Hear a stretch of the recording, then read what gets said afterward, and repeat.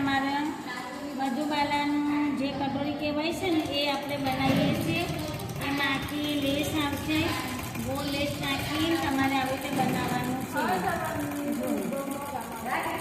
આ પેલું આ કટોરી આપણે પહેલાં બનાવી દેવાની. કટોરી બનાવીને એને આપણને લેસ નાખી દેવાની છે ને ઉપર. મધુબાલા કટોરી કહેવામાં આવે છે.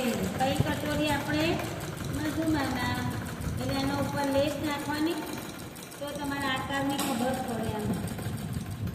પછી આટલી લગાવી અને આટલું કાપી દેવાનું અને અંદર વાળી દેવાનું અને ડાયરેક્ટ આ સિલાઈ મારી દેવાની.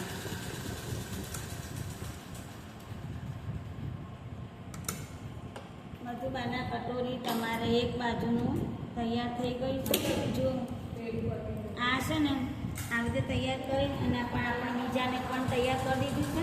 એટલે અહીંયા બીજાને 2 મધુબાલા કટોરી યાદ કરો.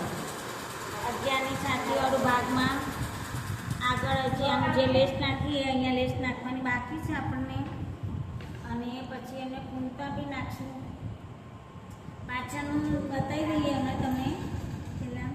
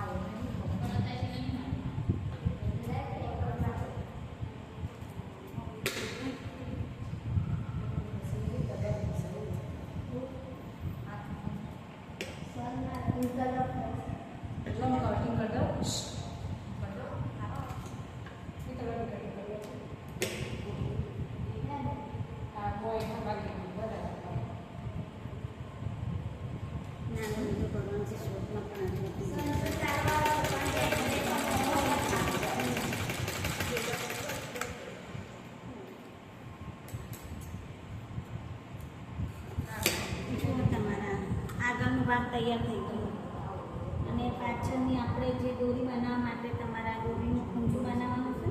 આ પાછળનો ભાગ તૈયાર થઈ ગયો છે.